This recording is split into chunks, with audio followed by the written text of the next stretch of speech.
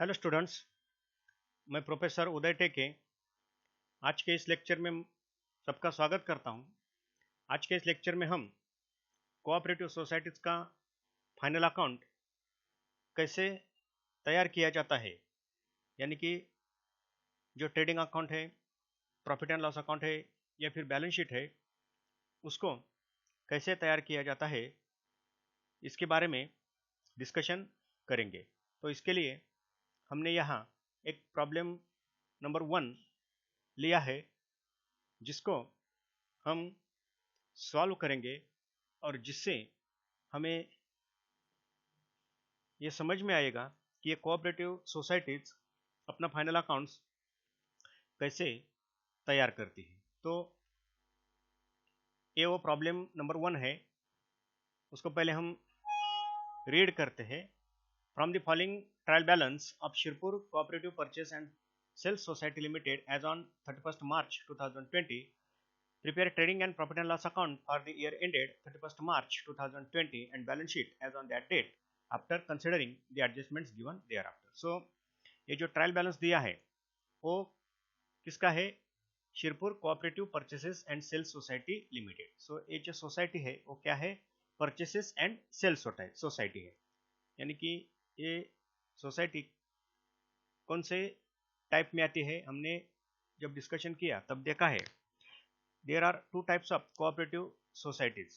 That means in our syllabus हमें जो final accounts तैयार करने हैं वो फाइनल अकाउंट किस सोसाइटी के करने हैं? कंज्यूमर्स कोऑपरेटिव सोसाइटी और क्रेडिट कोऑपरेटिव सोसाइटीज, इन दो सोसाइटीज का हमें क्या करना है? फाइनल अकाउंट्स तैयार करना है। तो ये जो सोसाइटी है वो कौन से टाइप की सोसाइटी है? Purchases and sales society, that is it is consumers cooperative society. ये कौन सी सोसाइटी है, कौन सी टाइप की सोसाइटी है? कंज्यूमर्स कोऑपरेटिव सोसाइटी है। तो थ्योरेटिकल डिस्कशन में हमने इसका मीनिंग देखा है। ये कंज्यूमर्स कोऑपरेटिव सोसाइटी क्या करती है? लार्ज क्वांटिटी में या फिर बल्क क्वांटिटी में गुड्स को क्या करती है? परचेस करती है और अपने जो मेंबर्स हैं या फिर जो कस्टमर्स है उनको क्या करती है? ये जो गुड्स है वो क्या करती है? सप्लाई करती है, जिससे क्या होता है? जो इंटरमीडियरीज है, इन सोसाइटी का मेन मोटिव क्या होता है? जो इंटरमीडियरीज है, जो सेलर है और जो परचेसर है, या फिर जो मैन्युफैक्चरर है और जो परचेसर है, यानी कि एंड कंज्यूमर, इसमें जो मीडियरीज होते हैं उन मीडियरीज को रिमूव करना, ये इस कंज्यूमर कोऑपरेटिव सोसाइटी का मेन क्या होता है? ऑब्जेक्टिव होता है। तो अब ये Shirpur cooperative purchase and sales society है, यानी कि शिरपुर कोऑपरेटिव कंज्यूमर सोसाइटी है, और जिसका हमें क्या किया है? ट्रायल बैलेंस दिया है 31st March 2020 का, और हमें क्या करने हैं? Trading account, profit and loss account और बैलेंस शीट आफ्टर एडजस्टमेंट तैयार करनी है। सो एक कुछ बैलेंसेस है, सिंपल प्रॉब्लम है ये। शेयर कैपिटल है, रिजर्व फंड है, क्रेडिटर्स है, प्रॉफिट एंड लॉस अकाउंट का बैलेंस है, 1 अप्रैल 2019 का ओपनिंग स्टॉक है, furniture equipment, container deposit, salary, sundry debtors, commission, rent and taxes, postage, travelling expenses, printing, stationery, admission fee, purchases, coolie charges, investment, sales, cash in hand, bank balance and development fund. ये कुछ 10-15-20 item है जिसके हमें debit balances और credit balances separate करके दिए हैं, और कुछ एडजस्टमेंट है, 4-5 एडजस्टमेंट है, जिसमें क्लोजिंग स्टॉक के एडजस्टमेंट है, आउटस्टैंडिंग रेंट है, कमीशन पेबल है, 8000 सैलरी है, इन एडवांस पेमेंट किया है, एक्रूड इनकम है इन्वेस्टमेंट का, और डिप्रिसिएशन को हमें 10% क्या करना है? फर्नीचर और इक्विपमेंट पे चार्ज करना है। तो एक सिंपल प्रॉब्लम है। फाइनल अकाउंट अब तक हमने तैयार किए हैं उसी तरह से, जो फॉर्मेट, जो फॉर्मूले, जो प्रिंसिपल, जो मेथड्स, जो टेक्निक्स हमने फाइनल अकाउंट्स के अब तक डिस्कस किए हैं, वही सब हमें यहाँ क्या करना है? कोऑपरेटिव सोसाइटीज के फाइनल अकाउंट में भी क्या करना है? अप्लाई करना है। खाली जो फॉर्मेट्स है वो फॉर्मेट्स खाली यहाँ जो दिए है उसको हमें क्या करना है? फॉलो करना है। तो देखो, हमें पहले क्या करना है? ट्रेडिंग अकाउंट तैयार करना है। जब हमने थ्योरेटिकल डिस्कशन किया तब हमने ये देखा है कि जो फॉर्मेट दिए गए हैं, जनरली उन फॉर्मेट को क्या कहा जाता है? एन फॉर्मेट कहा जाता है, और इस एन फॉर्मेट में स्टैंडर्डाइज ट्रेडिंग अकाउंट का फॉर्मेट नहीं दिया। तो हमें क्या करना है? एज यूजुअल जैसे ट्रेडिंग अकाउंट तैयार किए जाते हैं वैसे ही इस कंज्यूमर कोऑपरेटिव सोसाइटी के हम क्या करेंगे, ट्रेडिंग अकाउंट करेंगे। सो यूजुअली हम ट्रेडिंग अकाउंट कैसे तैयार करते हैं, टी फॉर्मेट में तैयार करते हैं। डेबिट क्रेडिट, और डेबिट में ओपनिंग स्टॉक रहता है, परचेसेस रहता है, यानी कि या फिर trading expenses, wages, freight, carriage, ऐसे कुछ आइटम डेबिट में हम क्या करते हैं, ट्रेडिंग अकाउंट के ट्रांसफर करते हैं। क्रेडिट में सेल्स रहता है, क्लोजिंग स्टॉक रहता है। एज यूजुअल जो हम ये ट्रेडिंग अकाउंट तैयार करते हैं, वही फॉर्मेट, वही मेथड हम क्या करेंगे, क्रेडिट कोऑपरेटिव सोसाइटी को भी फॉलो करेंगे। खाली जो वेरिएशन है वो वेरिएशन किस में है, ये जो प्रॉफिट एंड लॉस अकाउंट है और जो बैलेंस शीट है उसमें क्या है, वेरिएशन है। यानी कि प्रॉफिट एंड लॉस अकाउंट का एक फॉर्मेट है जिसको एन फॉर्मेट बोलते हैं, और बैलेंस शीट का एक स्टैंडर्डाइज फॉर्मेट है जिसको क्या बोलते हैं, एन फॉर्मेट बोलते हैं। सो हम पहले ये एज यूजुअल ऐसे ट्रेडिंग अकाउंट होगा in the books of Shirpur cooperative purchase and sales society. अब ये जो स्टैंडर्ड फॉर्मेट है an format profit and loss account का, उसको यहाँ हमें पहले क्या करना पड़ेगा, तैयार करना पड़ेगा। तो ये वो स्टैंडर्ड फॉर्मेट है। ये थोड़ा याद रखना कॉम्प्लिकेटेड है, लेकिन प्रैक्टिस से ये क्या होता है, याद रहता है। सो ये क्या है, एन फॉर्मेट है। उसको पहले हम क्या करते हैं, तैयार करते हैं। जब फॉर्मेट तैयार करते हैं, यानी कि प्रॉफिट एंड लॉस अकाउंट हम तैयार करेंगे, profit and loss account for the year ended 31 March 2020, तब इसमें से ये जो लास्ट ईयर का कॉलम है वो रखने की जरूरत नहीं। प्रॉब्लम सॉल्व करते वक्त ये लास्ट ईयर का जो कॉलम है हम क्या करेंगे, ड्रॉप करेंगे। तो एक कॉलम ड्रॉप होगा, पर्टिकुलर्स में एक कुछ आइटम आएंगे। इससे भी अगर कुछ कम ज़्यादा आइटम होते हैं ट्रायल बैलेंस में, तो वो हम क्या करेंगे, यहाँ एडजस्ट करेंगे। यहाँ हम क्या करेंगे, लॉजिकली उसका पोस्टिंग करेंगे। वैसे ही क्रेडिट साइड में जो आइटम आते हैं वो खाली हम करंट ईयर के जो अमाउंट है, एग्जाम्पल में खाली करंट ईयर का डेटा दिया होता है, सो करंट ईयर का कॉलम हम यहाँ रखेंगे। जो लास्ट ईयर का कॉलम है वो क्या किया जाएगा, ड्रॉप किया जाएगा। सो हम वो ड्रॉप करेंगे। तो ये प्रॉफिट एंड लॉस अकाउंट का फॉर्मेट है, वैसे ही हम क्या करेंगे, उसको फॉलो करेंगे। अब ये बैलेंस शीट का फॉर्मेट है। बैलेंस शीट का फॉर्मेट में भी प्रीवियस ईयर के कॉलम रहते हैं, उसको क्या करेंगे हम, ड्रॉप करेंगे। खाली लाइबिलिटीज करंट ईयर के अमाउंट, असेट्स करंट ईयर के अमाउंट। सो ये फॉर्मेट तैयार करते वक्त खाली ये जो हेड्स है, शेयर कैपिटल, यानी कि लाइबिलिटी साइड पे share capital, reserve fund, staff provident fund, secured loans, unsecured loans, deposits, current liabilities and provisions, unclaimed dividend, interest due but not paid, other liabilities, profit and loss appropriation account। ये जो 11 heads है उसको खाली problem solve करते वक्त क्या करना पड़ता है, हमें लिखना पड़ता है। सो खाली हम पहले क्या करेंगे, ये हेड लिखेंगे, और इसके अंदर के जो कंपोनेंट्स है, हर एग्जाम्पल में इतने कंपोनेंट्स नहीं होते, एक दो कंपोनेंट खाली हो सकते हैं। तो इसके लिए हम एक दो चार लाइन क्या करेंगे, यहाँ ब्लैंक छोड़ेंगे। सो एग्जाम्पल सॉल्व करते वक्त वो जो हेड है, उस हेड में वो आइटम ट्रांसफर करते वक्त ये जो ब्लैंक जगह हमने रखी है, उस ब्लैंक जगह पे वो आइटम हम क्या करेंगे, ट्रांसफर करेंगे। तो ये जो स्पेस है वो स्पेस इतना हम नहीं लेंगे, तो इसको हम क्या करेंगे, यहाँ से कट करेंगे, ड्रॉप करेंगे, और खाली लाइंस यहाँ हम क्या करेंगे, ब्लैंक छोड़ेंगे। वैसे ही असेट साइड में पहला आइटम कैश बैलेंस का, दूसरा इन्वेस्टमेंट का, तीसरा प्रोविडेंट फंड इन्वेस्टमेंट का, लोन्स एडवांसेस का, चौथा सन्ड्री डेटर्स का, करंट असेट्स का, फिक्स्ड असेट्स का। देन 8 नंबर पे मिसलेनियस एक्सपेंसेस लॉसेस, 11th नहीं 9th नंबर पे अदर आइटम्स, 10th पे प्रॉफिट एंड लॉस अकाउंट, और 11th पे करंट लॉसेस। ये जो 11th आइटम है वो यहाँ इस बैलेंस शीट में हमें लिखने पड़ते हैं। तो उसको याद रखना थोड़ा कॉम्प्लिकेटेड है, लेकिन प्रैक्टिस से ये क्या होता है, क्लियर होता है। सो ये प्रैक्टिस से हो जाएगा। खाली एक एज अ स्टूडेंट अपनी जिम्मेदारी क्या है, बैलेंस शीट तैयार करते वक्त खाली हेड को हमें क्या करना पड़ेगा, यहाँ दिखाना पड़ेगा। अंडर के जो कंपोनेंट्स है उसको लिखने के लिए जो लाइन से, ब्लैंक लाइन से, वो खाली हम क्या करेंगे, छोड़ेंगे। तो अब हम क्या करेंगे, ये जो प्रॉब्लम है वो प्रॉब्लम सॉल्व करेंगे। पहला आइटम है शेयर कैपिटल क्रेडिट बैलेंस ₹3,36,000। सो शेयर कैपिटल है, पहले एडजस्टमेंट में या फिर एडिशनल इंफॉर्मेशन में इससे related authorise share capital, issued share capital, subscribed capital, इसके बारे में कुछ जानकारी दी है या नहीं उसको पहले देखना पड़ता है। तो इस एग्जांपल में ऐसे कुछ दिया नहीं, तो शेयर कैपिटल है बैलेंस शीट के लायबिलिटी साइड में जो पहला आइटम है, वो पहला आइटम कौन सा है, शेयर कैपिटल। तो यहाँ हम वो शेयर कैपिटल लिखेंगे, शेयर कैपिटल, शेयर कैपिटल। यहाँ authorise capital, issued, subscribe capital लिखना पड़ता है, लेकिन ऐसा कुछ इस एग्जांपल में नहीं दिया, तो खाली शेयर कैपिटल जो टोटल बैलेंस है 3,36,000, उसको यहाँ हम क्या करेंगे, आउटर कॉलम में ट्रांसफर करेंगे 3,36,000। सो ए शेयर कैपिटल क्या अमाउंट है, ओके ठीक है।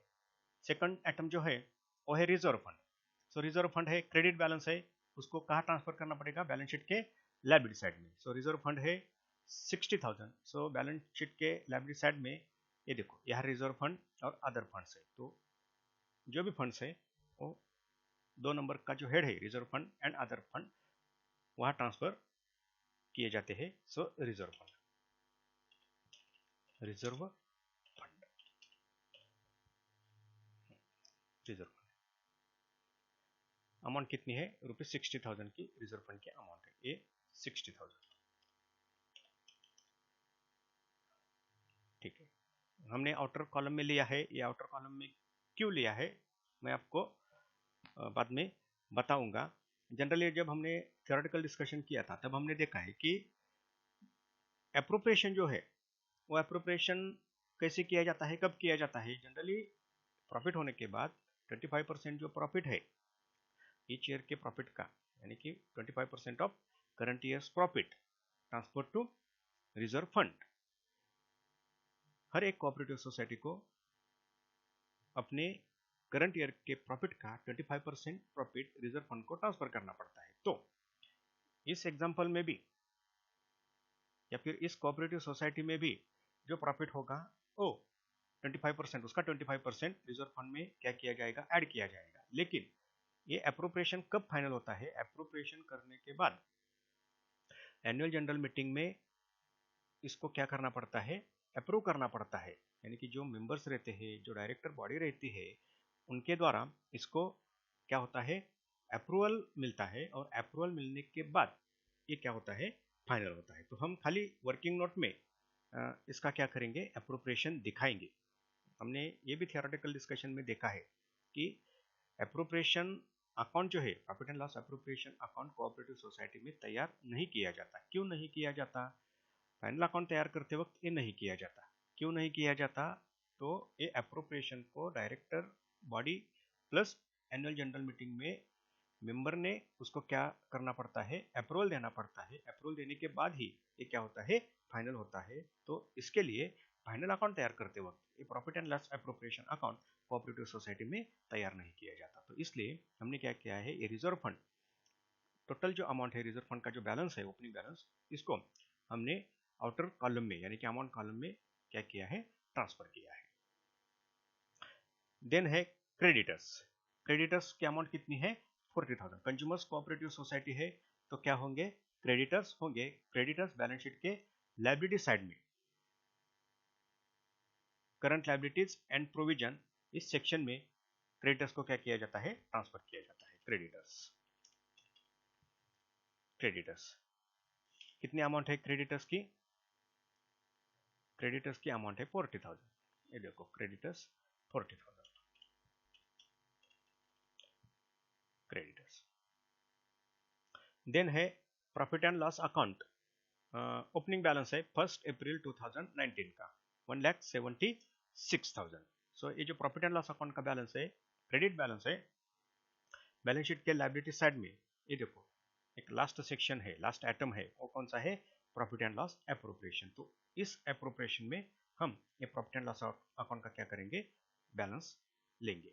क्रेडिट बैलेंस है profit and loss account, profit and loss account कितना बैलेंस है पिछले ईयर का, यानी कि ओपनिंग बैलेंस 1,76,000। ये हम इनर कॉलम में लिखेंगे। क्यों लिखेंगे, इसमें करंट ईयर का प्रॉफिट हमें क्या करना पड़ेगा, ऐड करना पड़ेगा। So profit and loss account का जो ओपनिंग बैलेंस है वो है 1,76,000। ये देखो 1,76,000। ठीक है। देन है ओपनिंग स्टॉक। ओपनिंग स्टॉक है, सिंपल है, कहाँ ट्रांसफर किया जाएगा, ट्रेडिंग अकाउंट में ट्रांसफर किया जाएगा। सो ओपनिंग स्टॉक है 3,92,000, ये वो ट्रेडिंग अकाउंट है टू ओपनिंग स्टॉक। तो ओपनिंग स्टॉक 3,92,000, 3,92,000 ये ओपनिंग स्टॉक का बैलेंस है। ठीक है। देन क्या है, furniture and equipment. So furniture and equipment एक क्या है, फिक्स्ड असेट्स है बैलेंस शीट के असेट साइड में, उसको हम क्या करेंगे, ट्रांसफर करेंगे। फर्नीचर एंड इक्विपमेंट अमाउंट कितनी है, 1,24,000। सो बैलेंस शीट के असेट साइड में ये देखो fix asset furniture and equipment, furniture and equipment fix asset में उसको ट्रांसफर करेंगे, फर्नीचर एंड इक्विपमेंट्स। ठीक है। इसको अगर डिप्रिशिएशन होगा तो वो यहाँ से हम क्या करेंगे, डिडक्ट करेंगे। तो पहले furniture and equipments inner column लेंगे, 1,24,000 और डिप्रिशिएशन है 10%, वो यहाँ हम क्लियर करेंगे। Furniture and equipments 1,24,000, 1,24,000 is the amount of furniture and equipment less depreciation, less depreciation। Depreciation कितना है, 10%।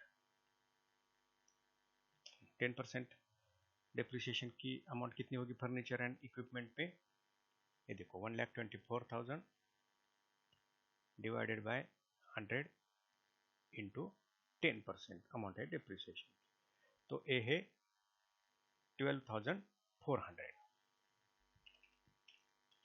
12,400, 10% है ये डिप्रिसिएशन, और ये 12,400 is the amount of depreciation. ठीक है। तो डिप्रिसिएशन हम यहाँ से डिडक्ट करेंगे 1,24,000, तो बैलेंस कितना, 1,11,600, 1,11,600 ये after deduction of depreciation furniture का बैलेंस दिखेगा। और ये जो डिप्रिसिएशन है उसको हम क्या करेंगे, प्रॉफिट एंड लॉस अकाउंट में ट्रांसफर करेंगे। सो डिप्रिसिएशन ऑन फर्नीचर, ये देखो प्रॉफिट एंड लॉस अकाउंट में ए डिप्रिसिएशन ऑन असेट्स, यानी कि यहाँ हम क्या लिखेंगे, फर्नीचर,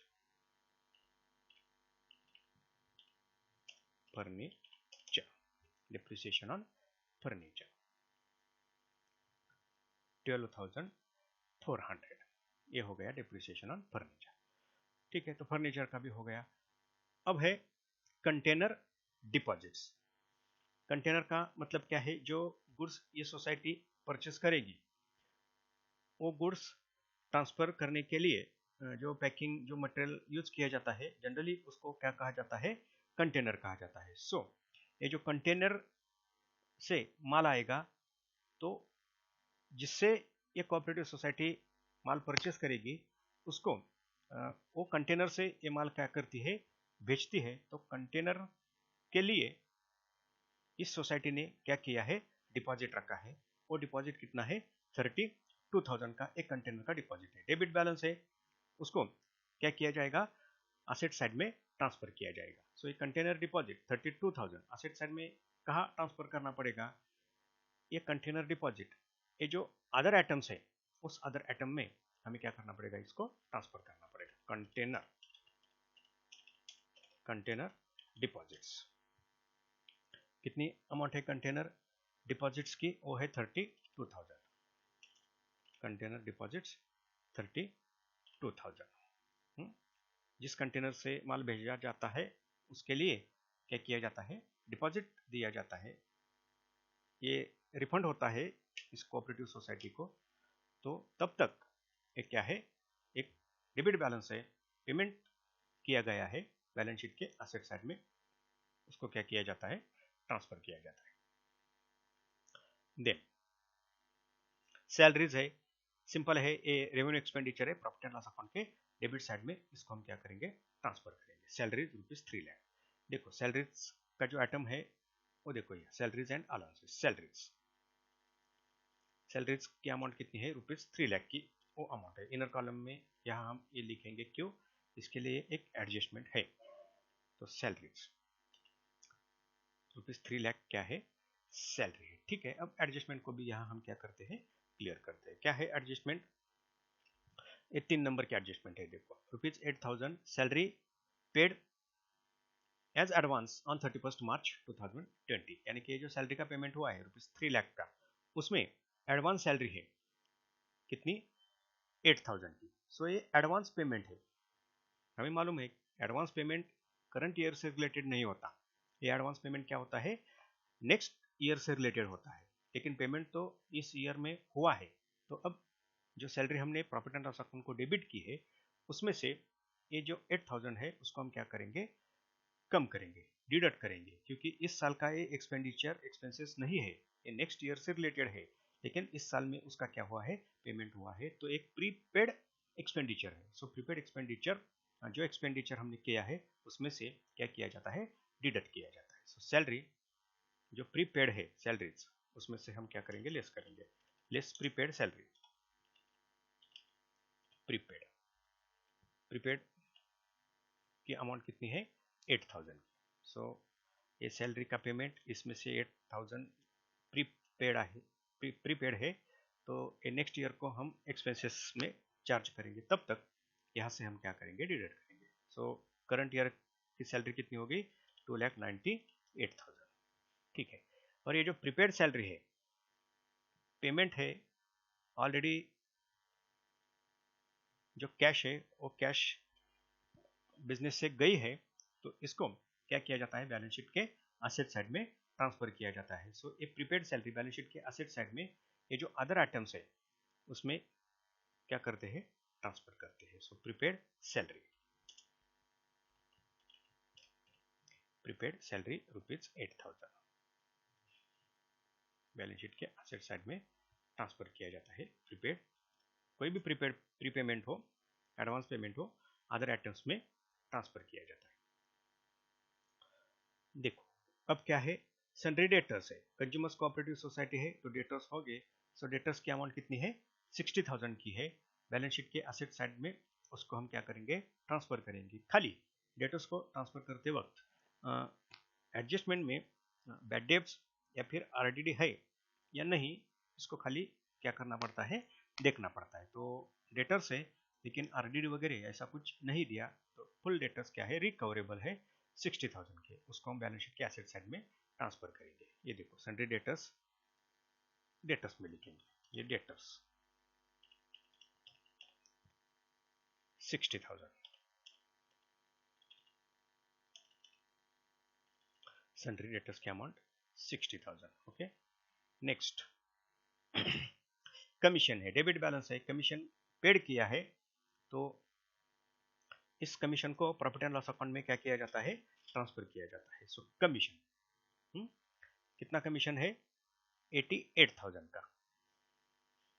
देखो commission profit and loss account में ट्रांसफर किया जाता है।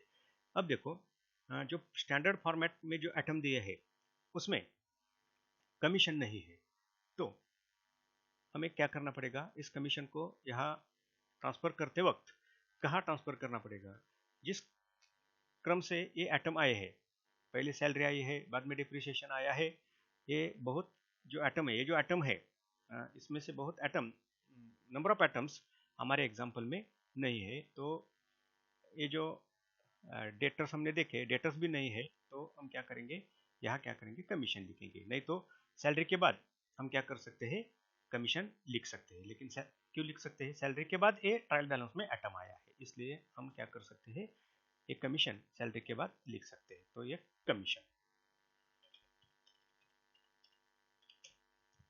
कमीशन देखो कमीशन की अमाउंट कितनी है, 88,000 की कमीशन, 88,000 इनर कॉलम में क्यों लिया है, इसके लिए भी एक एडजस्टमेंट उन्होंने हमें क्या की है, एग्जाम्पल में दी है।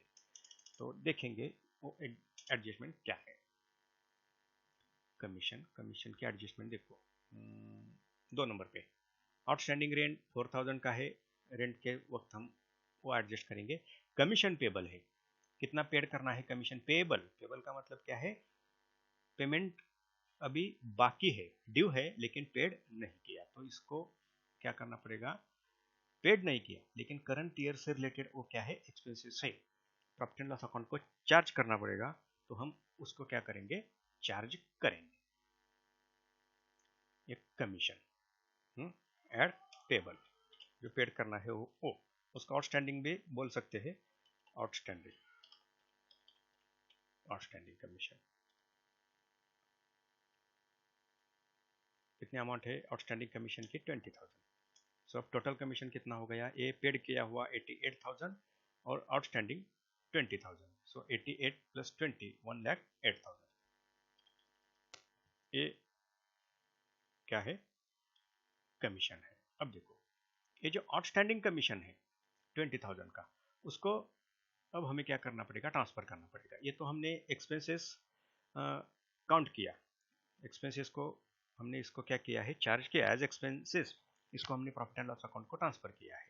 अब एक क्या हो गई, लायबिलिटी हो गई, इसको अभी क्या करना पड़ेगा, पेड करना पड़ेगा। जब तक इसको हम पेड नहीं करते तब तक एक क्या हो गई, लायबिलिटी हो गई। तो अब इसको हमें क्या करना पड़ेगा, लायबिलिटी साइड पे ट्रांसफर करना पड़ेगा। तो ये जो आउटस्टैंडिंग कमीशन है 20,000, लायबिलिटी साइड में हम कहाँ ट्रांसफर करेंगे, ये जो करंट लायबिलिटीज और प्रोविजन है वहाँ इसको हम क्या करेंगे, ट्रांसफर करेंगे, कमीशन आउटस्टैंडिंग, आउटस्टैंडिंग कमीशन या फिर कमीशन पेबल, ऐसे भी हम उसको बोल सकते हैं। कितनी अमाउंट है, 20,000 की वो अमाउंट है कमीशन। ओके, ठीक है।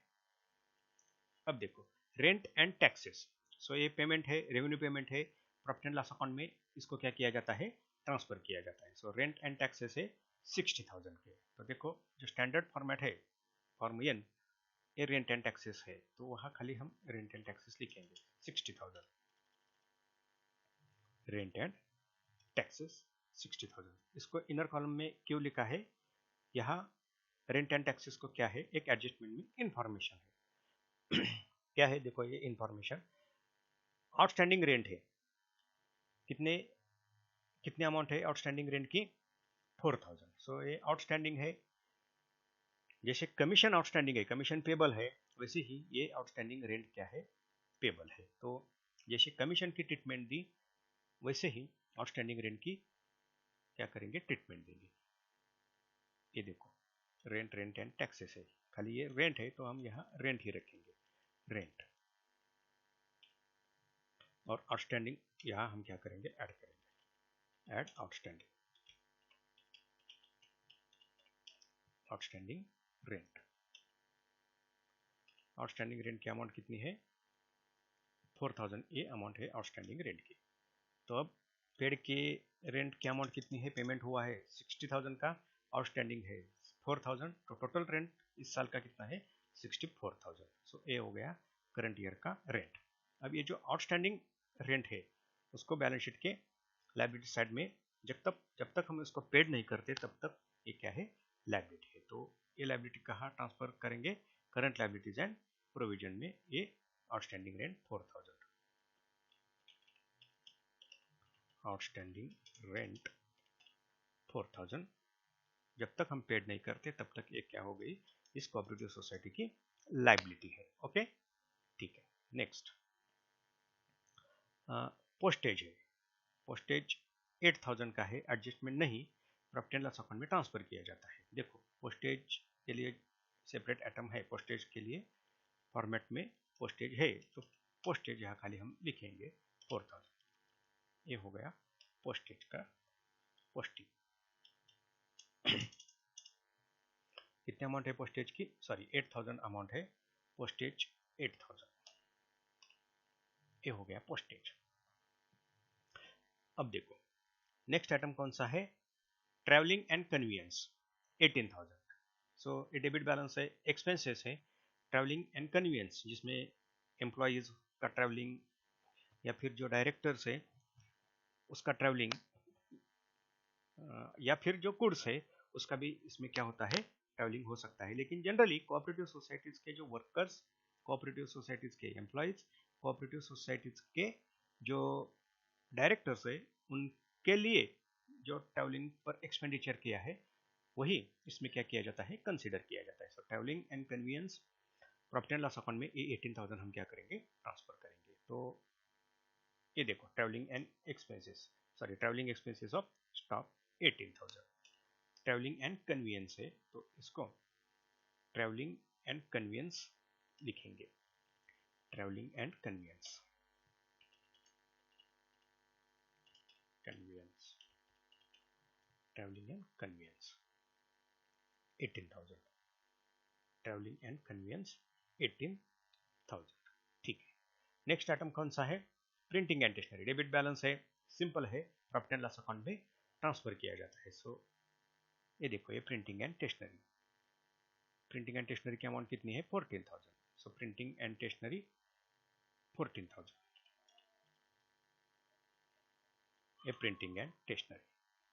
अब ये एडमिशन फी है, क्रेडिट बैलेंस है, इनकम है, अदर इनकम है इस कोऑपरेटिव सोसाइटी का, तो इसको cooperative society profit and loss account की क्रेडिट साइड में ट्रांसफर किया जाता है। सो एडमिशन फी है, एडमिशन फी का मतलब क्या है, जो कंज्यूमर कोऑपरेटिव सोसाइटी का मेंबर होता है उससे ये एडमिशन फी क्या की जाती है, ये कंज्यूमर कोऑपरेटिव सोसाइटी लेती है। तो ये admission fee profit and loss account के क्रेडिट साइड में हम क्या करेंगे, ट्रांसफर करेंगे। तो इसमें ये जो आइटम है अदर इनकम, यहाँ हम क्या करेंगे, अदर इनकम में ये एडमिशन फी हम क्या करेंगे, ट्रांसफर करेंगे। तो एडमिशन फी इस फॉर्मेट में नहीं, हम खाली क्या करेंगे, एक आइटम यहाँ से ड्रॉप करेंगे और एडमिशन फी लिखेंगे बाय एडमिशन फी।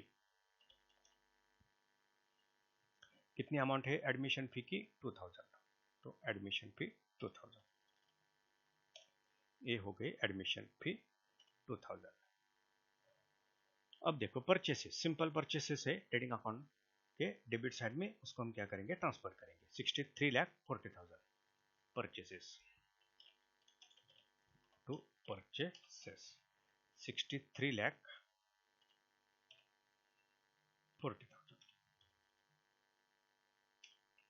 ये है परचेस की अमाउंट, 63,40,000।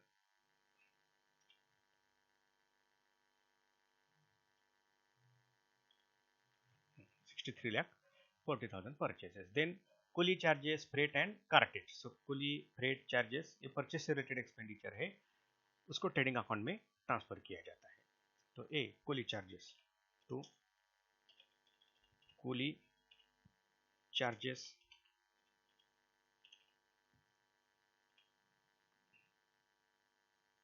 क्या क्या है इसमें, coolie charges, freight and cartage, combine ये आइटम है, फ्रेट एंड कार्टेज। कलेक्टिवली ये अमाउंट है, कूली चार्जेस, फ्रेट, कार्टेज, ये अमाउंट कितनी है, 1,60,000। ये देखो कूली चार्जेस 1,60,000। ठीक है, ये कूली चार्जेस हो गए। अब क्या है, इन्वेस्टमेंट है, इन्वेस्टमेंट डेबिट बैलेंस रहता है बैलेंस शीट के असेट साइड में, उसको हम क्या करेंगे, ट्रांसफर करेंगे। इन्वेस्टमेंट देखो बैलेंस शीट के एसेट साइड में इन्वेस्टमेंट सेपरेट हेड है, वहाँ उसको हम क्या करेंगे, ट्रांसफर करेंगे। इन्वेस्टमेंट कितने की इन्वेस्टमेंट की है इस कोऑपरेटिव सोसाइटी ने, 2,40,000 की इन्वेस्टमेंट, 2,40,000 ये इन्वेस्टमेंट की अमाउंट है। Okay, investment okay. Next sales है, सेल्स क्रेडिट बैलेंस रहता है ट्रेडिंग अकाउंट के क्रेडिट साइड में। Sales 76,20,000, 76,20,000 sales by sales,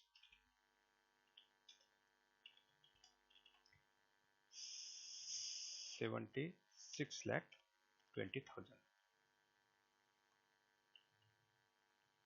sales, 76,20,000। Next है cash in hand, cash in hand debit balance होता है बैलेंस शीट के असेट साइड पे 6,000।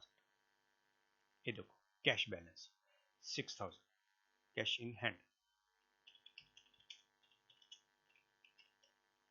Cash in hand 6000, cash in hand 6000। Okay ठीक है, नेक्स्ट आइटम कौन सा है? हाँ, नेक्स्ट आइटम है बैंक बैलेंस है 4 लाख का। सो ये जो कैश बैलेंस है, यहाँ बैंक बैलेंस भी ट्रांसफर किया जाता है। Bank balance, bank balance, cash at bank and cash in hand, इसका ये सिंपल क्या है मीनिंग है। सो बैंक बैलेंस कितना है? इसमें बैंक बैलेंस है ₹4 लाख, उसको हम क्या करेंगे ट्रांसफर करेंगे ₹4 लाख। बैंक बैलेंस है ₹4 लाख। नेक्स्ट आइटम कौन सा है? ये डेवलपमेंट फंड है, क्रेडिट बैलेंस है, क्रेडिट बैलेंस है, फंड है, बैलेंस शीट के लायबिलिटी साइड पे उसको ट्रांसफर किया जाता है। सो 8000 डेवलपमेंट फंड। ये देखो ये जो रिजर्व फंड वगैरह है ना, reserve fund and other fund, ये अदर फंड में जाएगा। डेवलपमेंट फंड, डेवलपमेंट फंड 8000 ये अमाउंट है डेवलपमेंट फंड की।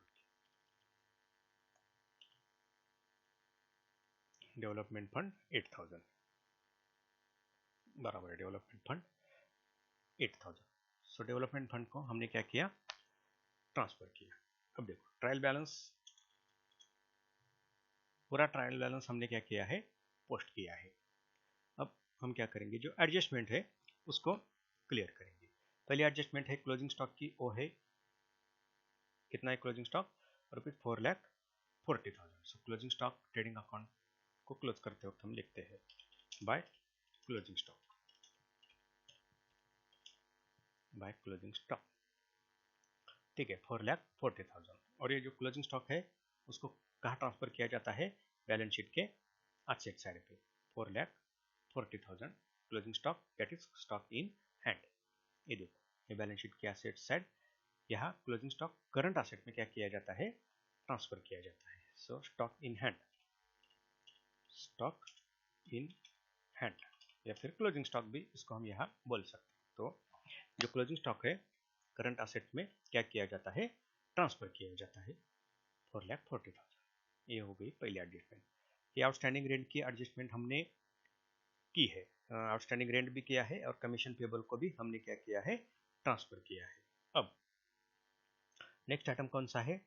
सैलरी जो एडवांस पेमेंट है उसको भी हमने क्या किया है पोस्टिंग किया है। अब है एक्रूड इनकम ऑन इन्वेस्टमेंट, यानी कि जो इन्वेस्टमेंट इस कोऑपरेटिव सोसाइटी ने की है, ये देखो 2,40,000 की, इस पर जो इनकम है यानी कि इंटरेस्ट, वो क्या है एक्रूड है। एक्रूड का मतलब क्या है कि इंटरेस्ट ड्यू है, लेकिन इस कोऑपरेटिव सोसाइटी को वो इंटरेस्ट नहीं मिला। तो अगर ये करंट ईयर से रिलेटेड है तो ये करंट ईयर का क्या होता है इनकम होता है। एज इनकम इसको क्या किया जाता है कंसिडर किया जाता है। सो जो एक्रूड इनकम है उसको हम क्या करेंगे इनकम कंसिडर करेंगे, और प्रॉफिट एंड लॉस अकाउंट के क्रेडिट साइड में उसको हम क्या करेंगे ट्रांसफर करेंगे। ये देखो ग्रॉस प्रॉफिट, और इसके नीचे है इंटरेस्ट रिसीव्ड ऑन इन्वेस्टमेंट। ये रिसीव्ड नहीं, ये एक्रूड है, इंटरेस्ट एक्रूड। रिसीव्ड की जगह हम क्या करेंगे खाली एक्रूड लिखेंगे। Interest accrued on investment, interest accrued on investment. कितनी अमाउंट है इंटरेस्ट एक्रूड ऑन इन्वेस्टमेंट की? 20,000 की ये अमाउंट है। ये देखो ये 20,000। ठीक है, अब इनकम कंसिडर किया है एज ए इनकम, इसको हमने क्या किया है क्रेडिट दिया है। अब ये इनकम रिसीव नहीं हुआ, यानी कि ये एक्चुअल में कैश नहीं मिली, तो अब ये क्या हो गया डेबिट बैलेंस है इसका। इसकी ट्रीटमेंट कैसे दी जाती है? जो इनकम है वो इनकम इनकम अकाउंट पे यानी कि इंटरेस्ट अकाउंट पे हमने इसको क्या किया क्रेडिट किया। अब क्या होगा ये एक्रूड इनकम है, एक्रूड इनकम अकाउंट को क्या किया जाता है डेबिट किया जाता है। सो ये जो एक्रूड इनकम है उसको क्या किया जाता है बैलेंस शीट के एसेट साइड पे ट्रांसफर किया जाता है। सो बैलेंस शीट के एसेट साइड पे कहाँ इसको ट्रांसफर किया जाता है? ये जो अदर आइटम्स है उस अदर आइटम में उसको क्या किया जाता है ट्रांसफर किया जाता है accrued income on interest investment, accrued income on investment,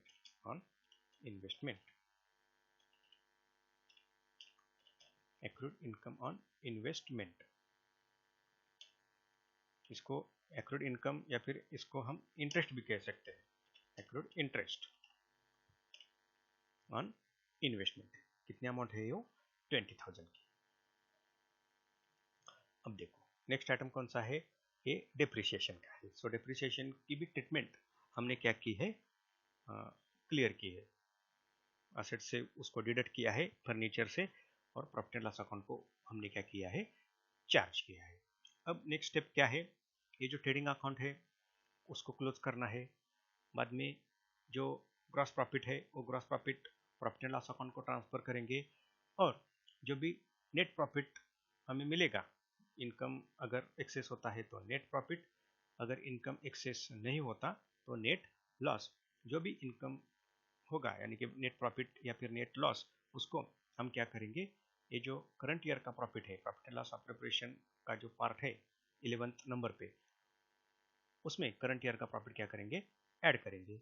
और जो अप्रोप्रिएशन है वो अप्रोप्रिएशन एज वर्किंग नोट हम क्या करेंगे, दिखाएंगे। ओके, सो पहले हम क्या करते हैं, ग्रॉस प्रॉफिट निकालते हैं। ये देखो, ये 76,20,000 प्लस 4,40,000, 4,40,000 टोटल कितनी, 80,60,000, 80,60,000।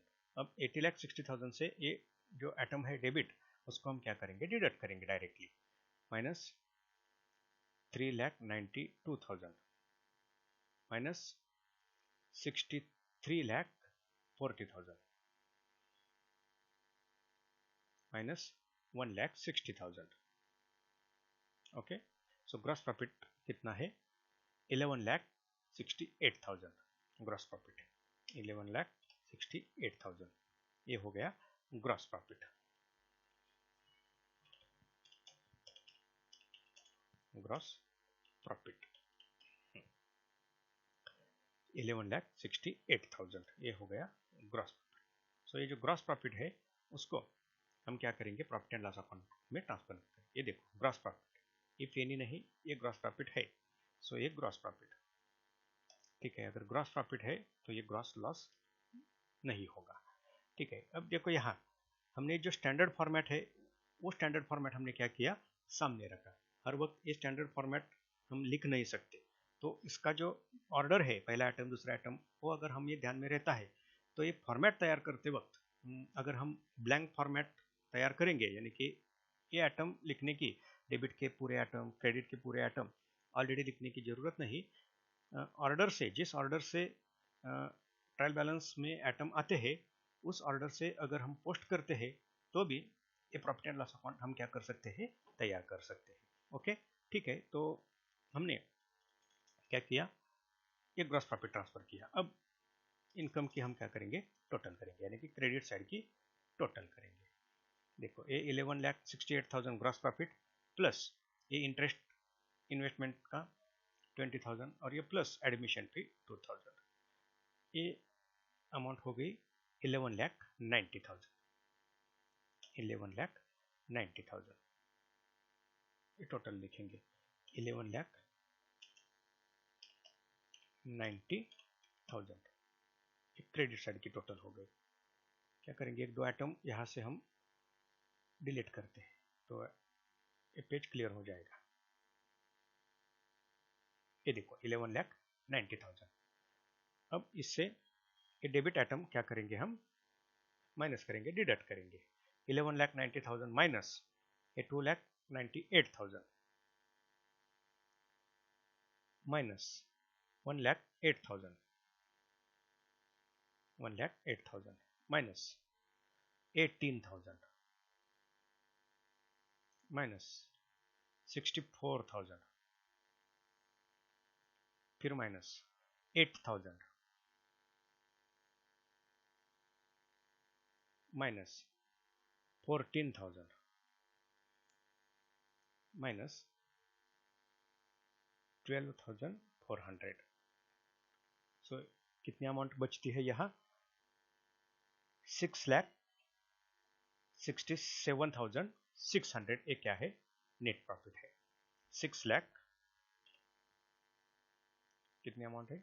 6,67,600। ओके, ठीक है। एक बार हम क्या करेंगे, इसकी टोटल करेंगे और वो टोटल यहाँ से डिडक्ट करेंगे। कभी कभी गलती हो सकती है, तो देखो यहाँ हम थोड़ी गलती हो गई है। देखो सैलरी 3 लाख से 8,000 डिडक्ट करना है, तो इस ये अमाउंट कितनी आएगी? ये अमाउंट आएगी 2,92,000। ये ठीक है। तो ठीक है, ऐसी गलतियां हो सकती है, तो फिर से हम इसकी टोटल करेंगे। 2,92,000 प्लस 1,08,000 प्लस 18,000 प्लस 64,000, ठीक है 64,000 प्लस 8,000 पोस्टेज, ये प्लस 14,000 और ये प्लस 12,400। सो ये टोटल 5,16,400। सो 5,16,400 ये हम डिडक्ट करेंगे इनकम से। इनकम है 11,90,000। ठीक है, तो प्रॉफिट अब कितना बचता है? 6,73,600। 6,73,600। 6,73,600 ये हो गया करंट ईयर का प्रॉफिट। अब ये जो करंट ईयर का प्रॉफिट है, और करंट ईयर का प्रॉफिट हम क्या करेंगे, ये जो बैलेंस शीट है profit and loss appropriation account में करंट ईयर का प्रॉफिट ट्रांसफर करेंगे। Profit and loss account, profit and loss account, या फिर प्रॉफिट करंट ईयर भी लिख सकते हैं। ब्रैकेट में लिखते हैं करंट ईयर, करंट ईयर का प्रॉफिट। कितना प्रॉफिट है करंट ईयर का? 6,73,600। अब ये टोटल हम आउटर को लेंगे। देखो ये पिछले ईयर का profit, profit for the last year, previous years balance 1,76,000 plus 6,73,600, total 8,49,600। 8,49,600 ये हो गया टोटल प्रॉफिट। अब हम बैलेंस शीट की क्या करेंगे? टोटल करेंगे। देखो ये सब आइटम है, अब खाली क्या करना है? टोटल करना है। तो असेट्स की हम टोटल करेंगे। देखो पहला आइटम है 6,000, दूसरा आइटम है 4 लाख, तीसरा आइटम है 2,40,000, देन है 60,000, देन है 4,40,000 प्लस 1,11,600, 1,11,600,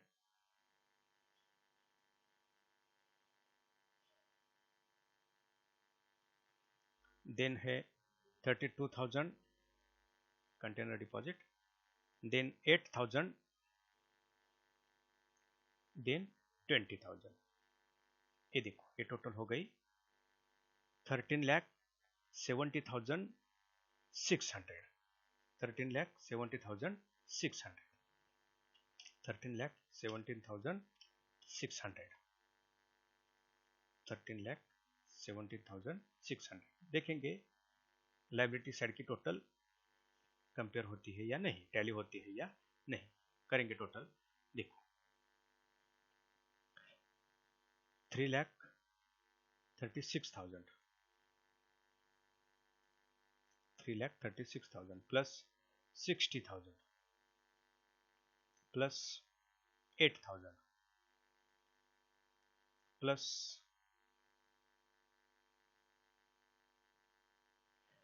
40,000 प्लस 20,000 प्लस 4,000 प्लस 8,49,600 8,49,600 ये देखो 13,17,600। सो बैलेंस शीट की लायबिलिटी साइड और बैलेंस शीट की जो असेट साइड है उसकी टोटल क्या होती है, टैली होती है। उसको हम क्या कहते हैं, बैलेंस शीट टैली हो गई टोटल। अब इसके बाद क्या होता है, ये जो करंट ईयर का प्रॉफिट है इसमें से 25% जो अमाउंट है वो रिजर्व फंड को क्या की जाएगी, ट्रांसफर की जाएगी। लेकिन ये ट्रांसफर कब होगा, जब इसको डायरेक्टर बॉडी मैनेजिंग कमिटी और मेंबर्स से अप्रूवल मिलने के बाद ये जो रिजर्व फंड है वो रिजर्व फंड क्या किया जाता है, क्रिएट किया जाता है। तब तक ये जो एडजस्टमेंट है वो एडजस्टमेंट हम सॉल्व नहीं करेंगे। लेकिन अगले एग्जांपल में ये एडजस्टमेंट कैसे की जाती है, हाँ, उसको भी हम क्या करेंगे, देखेंगे।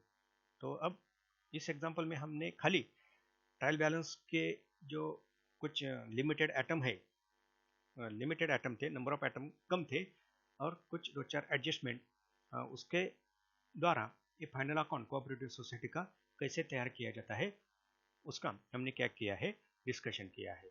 अब देखो इसमें ये जो एटम है जनरली ये जो इंटरेस्ट वगैरह है वो क्रेडिट कोऑपरेटिव सोसाइटी में होता है। अगर कंज्यूमर कोऑपरेटिव सोसाइटी है तो ये इंटरेस्ट पेड एटम नहीं होगा। और ये बाकी के जो एटम है हर एक एग्जाम्पल में ये सब एटम नहीं हो सकते, नहीं आते। तो ये प्रॉफिट एंड लॉस अकाउंट तैयार करते वक्त ये जो एटम है ऑलरेडी फॉर्मेट जब हम तैयार करेंगे तो ये एटम लिखने की जरूरत नहीं, खाली याद रहना जरूरी है। ट्रायल बैलेंस रीड करेंगे, रीड करते वक्त और इसकी जो ऑर्डर है वो ऑर्डर अगर हमारे ध्यान में रहती है तो उस ऑर्डर से ट्रायल बैलेंस के जो एटम है वो एटम हम क्या कर सकते हैं, पोस्ट कर सकते हैं। अब देखो ये डिविडेंड ऑन शेयर्स यहाँ नहीं है, ये एडमिशन फी खाली एक नया एटम आया है, लेकिन ये जो रेंट रिसीव डिस्काउंट वगैरह ये जो एटम है, ये जो एटम है वो एटम इस एग्जाम्पल में नहीं है। तो ये सब एटम क्या हो जाएंगे, यहाँ से ऑटोमेटिकली ड्रॉप हो जाएंगे। तो इसको हम क्या करते हैं, ड्रॉप करते हैं। ठीक है, तो इस तरह क्या किया जाता है, जो ट्रेडिंग अकाउंट है, प्रॉफिट एंड लॉस अकाउंट है, तैयार किया जाता है। ये प्रॉफिट एंड लॉस अकाउंट के जो ये जो एटम है वो मेरे ख्याल से सॉल्व करते वक्त पूरे लिखने की जरूरत नहीं, खाली एक ब्लैंक जो प्रॉफिट एंड लॉस अकाउंट है वो blank profit and loss account हम तैयार करेंगे। और ये ऑर्डर अगर ध्यान में रहती है, मैं ये तीसरी बार बता रहा हूँ, ये ऑर्डर अगर ध्यान में रहती है तो ट्रायल बैलेंस के एटम इस ऑर्डर से हम क्या करेंगे, पोस्ट करेंगे। अगर ये ऑर्डर ध्यान में नहीं रहती, तो ऑर्डर ध्यान में नहीं रहती ऐसा नहीं हो सकता, ये ध्यान में रखना एज ए स्टूडेंट क्या है, हमारी ये रिस्पॉन्सिबिलिटी है। तो ये ऑर्डर ध्यान में रखना ये इस फाइनल अकाउंट का क्या है, थोड़ा एक क्रिटिकल वर्क है, थोड़ा कॉम्प्लिकेटेड वर्क है, ये थोड़ा क्या है, डिफिकल्ट टास्क है, लेकिन प्रैक्टिस से ये भी हम कर सकते हैं। ओके, ठीक है, थैंक यू।